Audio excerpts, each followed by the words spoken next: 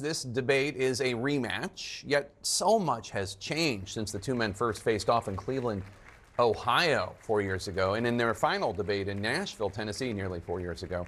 CNN's Jeff Zeleny brings us now this look at how much the United States, the world, and these two candidates have changed since they first took the stage. The historic rematch between Joe Biden and Donald Trump is anything but a rerun. A vastly different set of issues are driving this race as the president and former president come face to face for their first debate of the 2024 campaign. 4 years since they shared a stage. You're the worst president America has ever had. Hey, Come Joe, on. In 47 months, I've done more than you've done in 47 years, Joe. Feels like an upside-down lifetime ago, back when the coronavirus pandemic was raging. I think masks are okay. You have to understand, if you look, I mean, I have a mask right here. I put a mask on, when I think I need it. This is his economy he's shut down. In the Biden-Trump sequel, an entirely new fight has been brewing on the campaign trail. We could end up in World War III with this person. He's the worst president ever. And in TV ads. This election is between a convicted criminal who's only out for himself and a president who's fighting for your family. That offers a window into the new issues and fresh lines of attack. A reminder of just how much the country, the world, and yes, they have changed. From an insurrection and all its fallout to a new fight on abortion rights in the wake of the U.S. Supreme Court overturning Roe v. Wade, to Russia's invasion of Ukraine and a war in the Middle East, to the very stark question of America's role in the world. Yet the economy, inflation, and immigration are still at the center of it all. Trump's record was at the heart of their last debates, even as he sought to deflect. If he gets in, you will have a depression the likes of which you've never seen. Your 401ks will go to hell, and it'll be a very, very sad day for this country. While those warnings didn't come to pass, Biden's record is now under the microscope, complicating his effort to make it a referendum on Trump. The fact is that everything he's saying so far is simply a lie. I'm not here to call out his lies. Everybody knows he's a liar. And America's oldest presidential candidates are even older. Trump 78, Biden 81, with age and fitness for office now a central issue in the race.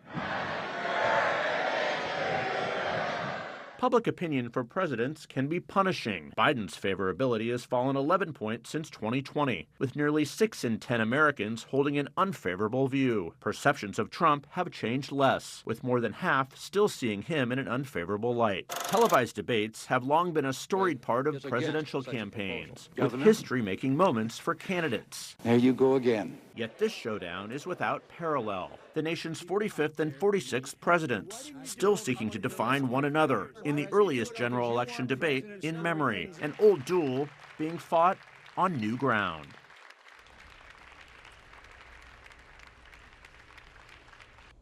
Of course, never before have two sitting presidents been face-to-face on a debate stage, a televised one at that. Jake, last time, as we remember, it was all about Trump's record, his handling of the coronavirus and the economy. This time it is about Biden's record, no doubt. Of course, they will try and make it about one another's. But the two men are the same, but boy, so much else has changed. So much has. Jeff Zeleny, stick right here. Let's broaden this out to our panel. Let's start with what's on the minds of American voters. We have a brand new poll from Fox, which shows President Biden up by 2 points. You can see him at 50%, Trump at 48%, still neck and neck. And let's point out, as always, that's within the margin of error. That's basically statistically a tie. And what's really remarkable, if you look back to previous polls by Fox, just how little this race has changed. Although I guess you could say that Biden has ticked up since March. Kristen Soltis-Anderson, as the pollster at the table, how do you interpret this?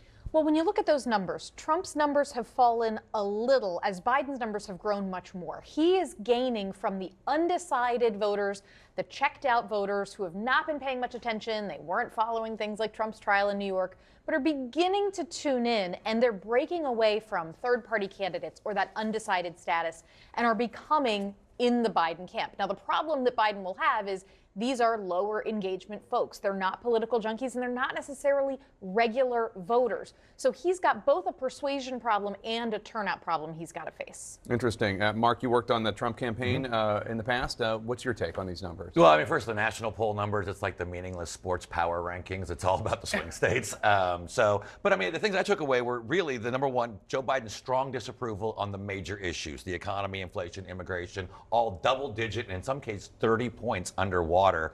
And then the Fox poll had former President Trump, 27% of the black vote, 43% of the Hispanic vote. Joe Biden cannot win if those numbers hold. Interesting. And Jeff, the race is statistically tied on a national basis, although Mark points out really this is about 7 or 8 states and, and how they do in those states.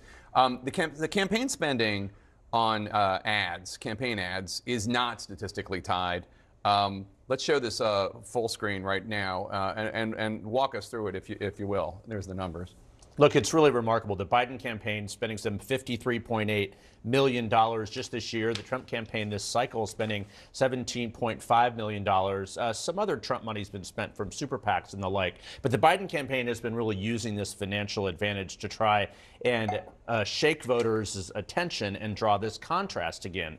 It's an open question, though, how much this has actually worked, because for all the changes in this campaign, the convictions and other things, the race has been remarkably the same. But if you look inside these numbers, I think we have this as well, state by state. Look at the spending here. The Biden campaign, Pennsylvania, some $13.9 million. Michigan, $9.7 million. Numbers slightly hard to read here. You can see the millions on the Biden campaign side, Pennsylvania, Michigan, Georgia, Arizona, Wisconsin. On the Trump campaign side, only thousands. Yeah. Well, let me ask you a question. They have not spent the money. We'll see if they do going forward. Or is this a campaign year where television advertising doesn't matter as much? Well, that's what I was going to ask, because in 2016, remember, they put all that money into Facebook and social media, the Trump people did, and maybe got more bang for their buck, at least in states where it mattered. Are they doing that this time and it's not reflected in those numbers? Some of it has been the fact that they have simply not had the money, or they're holding it for other things. But we are about to see the financial reporting from the campaigns tonight, I believe. So we'll see how much the Trump campaign has raised. It's been astronomical in the wake of his convictions. We'll see how much they put on television.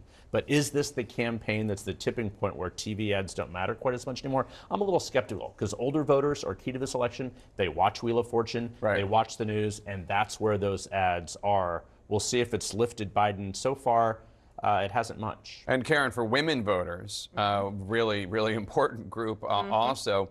A new Kaiser Family Foundation survey found nationally for women voters, inflation is a top concern, followed by threats to democracy, immigration, last is abortion. And you can see similar results in battleground states such as Michigan and Arizona.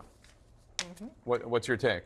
I think there were a couple of other issues actually below abortion. Sure, a couple things. Number one, in both of these polls, I think if you take them together, women are going to be critical for both candidates. And we're seeing former President Trump continue to struggle to solidify support from women. And I don't think he's going to be able to do it. So the good news for Joe Biden is, obviously women are critically important. Obviously, talking about the economy is critically important, and the things that he's doing to try to lower costs, which I would love to see him do more of, quite frankly. But abortion is on the ballot, as we know, in a number of key states.